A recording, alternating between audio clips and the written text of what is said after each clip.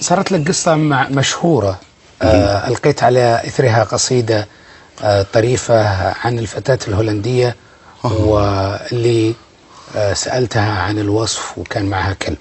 من علمك بهاي السالفة؟ دوي. هذه دوي قالت لي. دوي هذه لها سالفة ابو عبد الله. احنا تعرف ابناء الشارع يعني خاصة احنا عيب نسولف ويا مرأة ونسألها ونسلم عليها، مع ان ما شاء الله المرأة حاضرة في قصيدك كله اللي هو بس على الورق. اكيد على الورق. اكيد على الورق بس بهولندا لا بالواقع. فزين شفت وحده، طبعا الشاعر يحب يستطلع، يصير عنده نوع من الفضول احيانا. قلبه خضر. ما ادري. ما تدري؟ من يدري يا جميل؟ القصيدة تدري. فأنا رحت شفت أجملهن، هن أطوال الهولنديات ومخصرات خدودهن تقول يا ما ينوصفن بالجمال. طبيعة الجغرافيا أعتقد والجو. 24 ساعة تمطر، بس شلون مطر؟ ماكو يتناثر. المهم فشفتها تستعرض بالكلب مالها. الكلب مالها مهجن، ذيب بكلب. ذيب بكلب؟ نعم ذيب بكلب. فبلكي الناس تشوف الكلب وتحكي معها.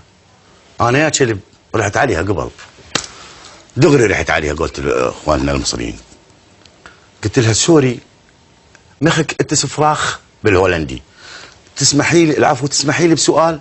هي ابتسمت بوجهي وضحكت قالت يا خراخ تفضل بكل سرور.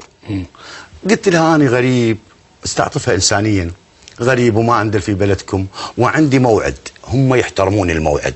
اي زينا بالضبط. جدا ماكو ما نختلف احنا وياهم، بالعكس احنا علمناهم. قلت لها عندي موعد بال11:30 وعلى هذا الموعد يتوقف، اما ابقى في بلدكم او اروح على ارصفه بلجيكا اتسكى على ارصفه بلجيكا. قالت لا ما خليك تسكى على ارصفه بلجيكا، ادليك وين تريد؟ قلت لها اريد البلديه. البلديه هي حكم المقاطعه عندنا. الوالي مثلا. نعم ايه. طبعا انت ما تبي البلديه ولا شيء، لا ما اريد بس السولف. ايه؟ اريد اتشتم، اريد تحكي. نعم. اريد اشوف هذا حكيها مثل شكلها الحلو، هذا اللي اريده. قالت لي تندل الكنيسه، شوف هاي الكنيسه انا باوع على شكلها. اقول لها هواي كنايس، يا كنيسه منين؟ قالت لي التفت. طبعا ما تطالع الكنيسه. لا يا طالع على طولها، هي طولها طول كنيسه. فالتفتت قلت لها هاي الكنيسه. قالت لي مو اول شارع ثاني شارع، هاي البلديه روح. قلت لها ما اندليت، هي صارت مجبوره تدليني. وصفت لي مره مرتين ثلاثه، قلت لها ما اندليت. طبعا انت يعني استجمعت كل مكان من الغباء فيك عشان تعيد. تعيد وتسولف اريد تحكي. قالت لي بسيطه لا تقلق. طلعت البوك مالها وطلعت ورقه وقلم، رسمتني انا وهي والكلب. قالت لي ذولا احنا ثلاثتنا. اي. وسوت لي خارطه وكذا. قالت خارطه الطريق. الطريق. قلت لها سوري بخيل ليزن انا ما اقرا بعد، وبتقعد عندهم وقاعد عندهم لا تقرا ولا تسمع هذا شيء شكو قاعد بس طالع بناتهم بس طالع. قالت لي بكت، رسمت لي الخريطه لا اندلت، وصفت لي قامت تبكي. قلت لها ليش بكيت؟ قالت حيرتني. ليش بكيت؟ قالت حيرتني، لو اوصلك لو افسح الكلب اختار. اوه قلت خيارات صعبه. اي قلت لها لا والله فسح الكلب هو احسن. قلت لها فسح. كتبت فيها قصيده. فكتبت هي ايش قالت لي؟ فرحت. قالت لي انت قالت لي دوي يعني باي باي، يقولوها الصبايا للشباب والشباب للصبايا. فانا بهذا العمر وقالت لي دوي صار بي. اختبصت. لا دويت. قلت لها سوري لو خنكير قوليها. قالت لي دوي. قالت دوي واستوى الما يستوي.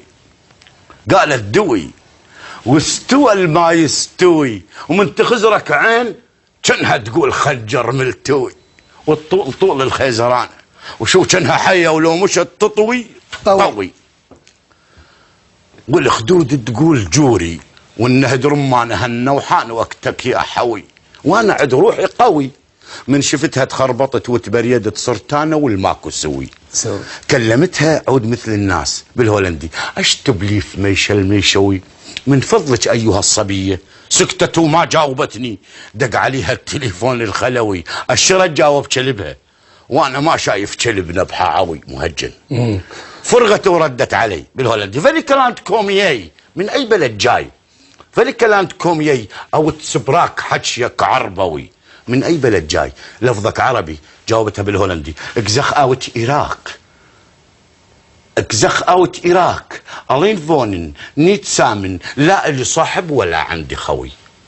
قلت لها انا جاي من العراق، اكزخ اوت ايراق الين فونن اعيش لوحدي نيت سامن ما عندي صديقه لا اللي صاحب ولا عندي خوي، وانا امشي هرد لوبن سريع ريخ دور وللامام وما اعرف الدرب اللوي. عندنا كلمة فت يمر يقولوها يا للهول يا للمصيبة يا للكارثة. فت يمر ردت علي وكانها قالت وي علهي وحيدك تعيش ببلدنا وتنزوي واحنا حتى كلابنا تعيش برفاه ويا البشر عاشوا سوا وسكنوا سوي. ايش مالكم صرتوا طشاش واحنا ندري ذراعكم ما يلوي. جاوبتها والخجل ند الجبين والدمع مو ما ينزل دموي. انا من بلاد الرافدين العاث بيها الحربوي، وانا من شعب العراق الداخ من كثر الدوي، وانا من شعب التحاصر والتعوق والتأثر بالإشعاع النووي. لا تهيجين الجروح عادي يا بني رعوي، ولا تذكريني بهلي وطيبة هواهم وش ترى الفرقة شود قلبي شوي. انا عطشان على دجلة شما شربت بمايكم ما ارتوي. انا عطشان على دجلة شما شربت بمايكم ما ارتوي. دوي